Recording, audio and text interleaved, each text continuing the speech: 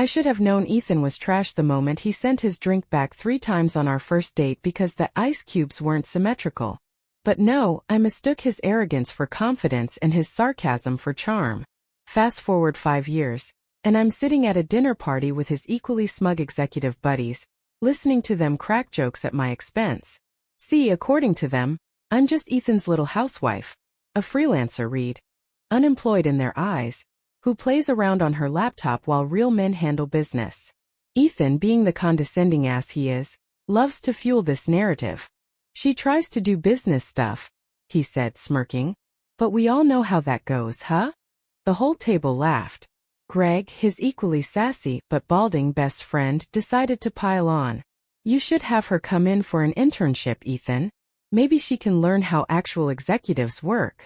Cue more laughter. I just took a sip of my wine, smiling. Because what these morons didn't know was that I own Crestfall Industries. That's right. The very company they work for? Mine. I built it before I met Ethan, but I never told him. Instead, I introduced myself as a freelancer, to see how he'd treat someone he thought had nothing. Spoiler alert. He failed miserably. And now I was about to ruin his entire life. For the past 6 months I had been collecting receipts. Ethan and his buddies? Up to their designer suits and fraud, insider trading, and enough workplace harassment lawsuits to make the news cycle explode. I hired an external firm to investigate them. Their termination letters? Already drafted. The SEC? Already tipped off. And here they were laughing at me. I glanced at my phone under the table. A single message from my legal team. Everything is set. Your call. I looked up, meeting Ethan's gaze. He thought I was embarrassed. Oh, Ethan. You have no idea what's coming. The night of that dinner party, I lay in bed, staring at the ceiling while Ethan snored beside me, blissfully unaware that his world was about to go up in flames. I wasn't always like this. Calculated. Ruthless. Patient. Before I met Ethan, I was just a woman with a dream. I built Crestfall Industries from my tiny one-bedroom apartment, living off ramen and caffeine, pulling 100-hour weeks to turn my startup into a multi-million-dollar firm. No one handed me anything. I clawed my way up, making every decision, every investment, every hire. Then came Ethan. Charming, witty, well-dressed. He knew exactly what to say, how to look at me like I was the most fascinating person in the room. And for a while I thought I had finally met someone who saw me. The real me. So I tested him. I told him I was a struggling freelancer. No flashy titles, no corporate power. Just a woman trying to make it. And Ethan? He played along at first. But after we got married, the cracks started to show. The little comments. Babe, you wouldn't get it. Business strategy is a man's world. It's cute that you try to be independent, really. Why don't you let me handle the finances? You don't want to stress your pretty little head, do you? And then the lies. He worked late, but his office was closed. He had business trips that didn't exist. And worst of all, he started hiding money. At first it was small things, his paycheck mysteriously short, unexplained withdrawals, sudden investments he refused to elaborate on. I didn't say anything. I just watched. Because I already knew the truth. Ethan had married me for security. The prestigious executive position he bragged about? He only got it because Crestfall Industries is mine. The man who constantly mocked me for not working only had a job because of me. He thought I was beneath him, and yet, he was completely dependent on my empire. And now his time was up. Tomorrow I would walk into my company under my real name, and Ethan would finally learn the truth. The next morning I dressed in my sharpest, most unassuming business casual outfit. One that said competent professional, not multimillionaire CEO plotting your downfall. Ethan had already left for work after reminding me, with that same smug grin, to be productive today. Oh, don't worry, Ethan. I plan to be very productive. I had set up an interview at Crestfall Industries under an alias, Emily Carter. Just a woman applying for an entry-level analyst position. A nobody. I wanted to see firsthand what kind of rot had spread through my company, and what I witnessed made my blood boil. The hiring manager, Todd, one of Ethan's brilliant friends from the steakhouse, leaned back in his chair, barely glancing at my resume. So, Emily, he said, smirking, you've got freelance experience? That's cute. but we prefer candidates with real corporate backgrounds. I kept my expression neutral. Could you tell me more about the role? Todd scoffed. It's just reports and spreadsheets. Nothing too complicated. Should be easy enough for someone like you. I bit my tongue. Someone like me? The woman who literally built this company from scratch? Todd spent the next 20 minutes alternating between mansplaining basic finance concepts and checking his phone. Then came the kicker. The real question is, how badly do you want this job? He grinned. Because we do things a little differently here. Ah, there it was. I had already heard whispers, reports of sexual harassment, under-the-table deals, pay discrepancies, but now? I had it firsthand. Todd, like the rest of Ethan's little executive squad, treated hiring like a personal playground. I just smiled and nodded, playing along. Meanwhile, my phone, recording audio from my bag, captured everything. After the interview, I took a detour to the security office, flashing my real credentials. The head of security, Marcus, a man who had been with me since day one, immediately led me to a private room. "Ma'am, we've compiled the evidence," he said, sliding over a thick folder. Inside were documents, spreadsheets, and surveillance footage. Ethan and his friends siphoning money from company accounts. Or a toxic boys' club hiring culture that reeked of nepotism and harassment. Inside trading, blatant, arrogant, and undeniable. It was worse than I thought. I closed the folder. Fire them. All of them. But not today. Marcus nodded. He knew me well enough to understand. I wanted an audience. I wanted a show. And that show? It was happening at tomorrow's board meeting. I walked out of the office with a smile, knowing that Ethan had less than 24 hours left in his delusional little empire. I stood at the head of the long mahogany conference table in Crestfall Industries' main boardroom, staring at the men who had mocked me just days ago. Ethan, Greg, Alan. Every single one of them sat there, completely unaware that their careers, reputations, and entire lives were hanging by a thread. Ethan had his usual smug smirk plastered on his face, probably assuming this was just a routine board meeting. That smirk wouldn't last long. I placed my hands on the table and leaned forward. "Gentlemen," I said smoothly, "before we begin, I have an announcement." I reached into my bag and pulled out a thick stack of documents. Termination letters, fraud reports, SEC filings, and worst of all, the receipts. Every shady deal. Every insider trade. Every unethical hiring practice. Every disgusting, power-abusing move they had ever made. I tossed the stack onto the table. "What the hell is this?" Alan asked, flipping through the pages. His face paled as he scanned the documents. Greg frowned. "This is ridiculous. None of this is true." "Oh, it's very true," I cut in, my voice sharp. "And I should know, considering I own this company." Silence. Greg actually laughed. "You? The owner? Please. Ethan, tell her to stop embarrassing herself." Ethan hadn't spoken. His face was frozen, like his brain was buffering, trying to process what I had just said. I turned to him and smiled. "Tell them, Ethan." His mouth opened, then closed, then opened again. What do you mean?" I tilted my head. "Oh, did I forget to mention that? Oops." I walked around the table, letting my heels click dramatically against the floor. "You see, I built Crestfall Industries. Every dollar, every decision, every piece of success? Me. And while you and your idiot friends spent years thinking I was just some unemployed trophy wife, I was running the company that signs your paychecks." Ethan looked like he might pass out. "You're lying," Greg spat.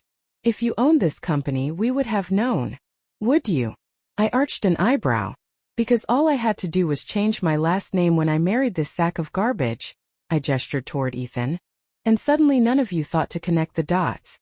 You were too busy laughing at me." I turned to the head of HR, who was sitting quietly at the far end of the table. "Elizabeth, would you be so kind as to proceed?" She nodded and stood, pulling out a folder. "Effective immediately, Greg Thompson, Alan Rhodes, and Ethan Carter are terminated from Crestfall Industries. Security will escort you out." Chaos. Greg jumped out of his chair. "You can't do this." Alan turned to Ethan. "Dude, say something." Ethan's face was pure panic. He turned to me. "Baby, please." I held up a hand. "Don't baby me. I already froze our joint accounts and canceled all your credit cards this morning. Have fun figuring out how to pay for lunch. Security entered the room and one by one they were dragged out shouting. The last thing Ethan said before he was hauled away? You set me up. I smiled. Oh honey, you set yourself up the moment you underestimated me. And just like that they were gone. Now it was time for phase 2.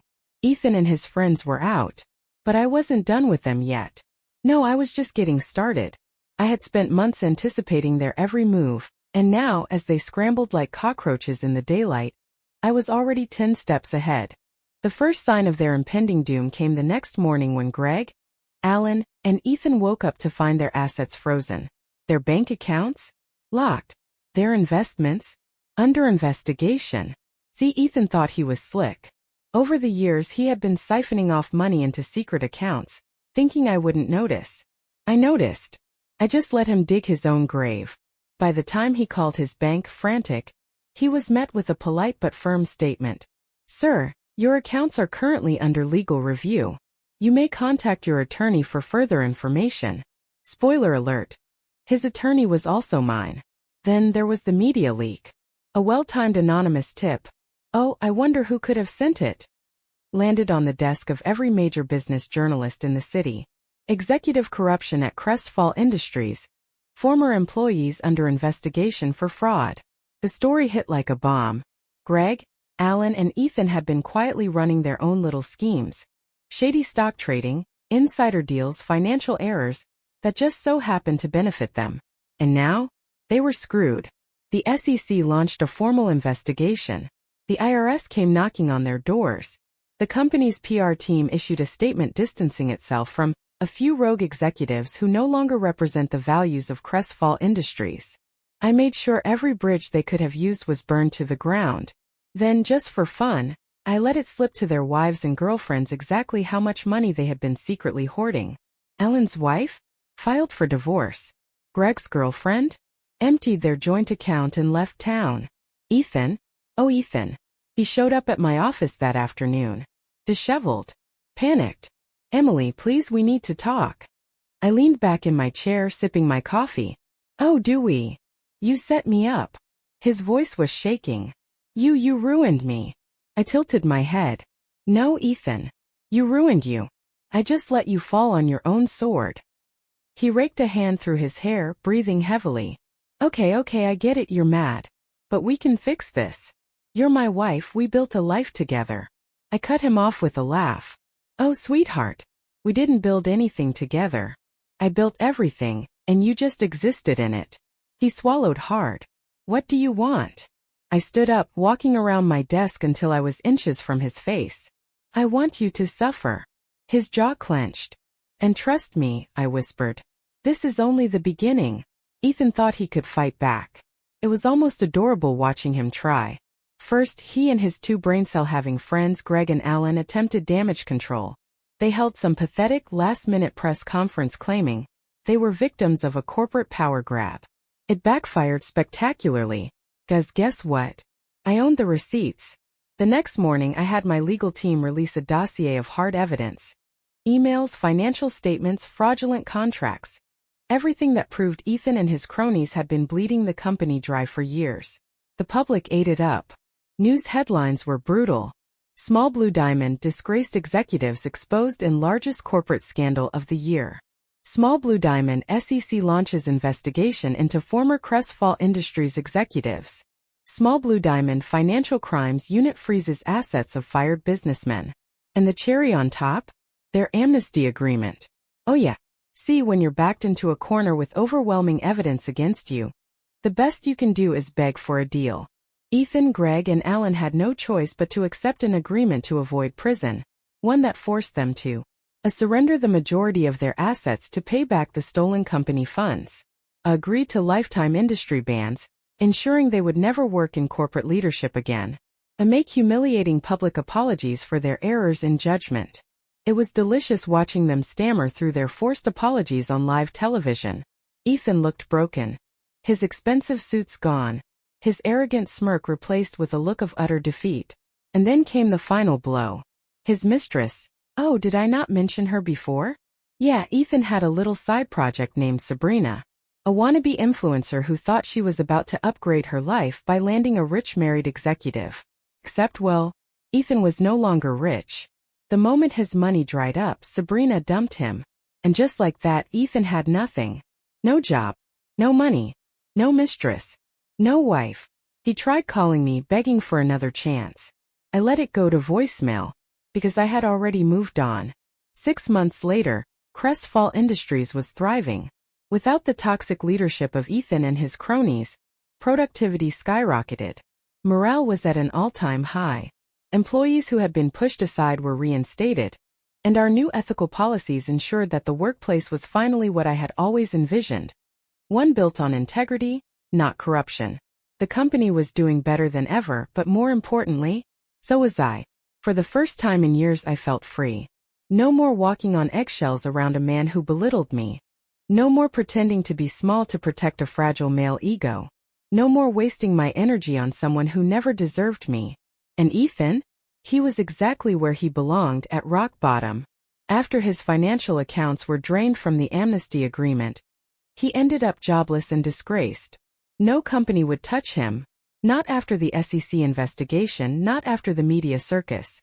Rumor had it he was crashing at his mother's house, sleeping in the same childhood bedroom where he once thought he was destined for greatness. Then one night my phone buzzed. Ethan. I stared at his name on the screen, debating whether to ignore it. But curiosity won. I answered, keeping my voice calm, detached. What do you want, Ethan? A beat of silence. Then his voice hollow, desperate. Emily. He swallowed hard. I messed up. No kidding. I don't have anyone left. You were the best thing that ever happened to me, and I was too stupid to see it.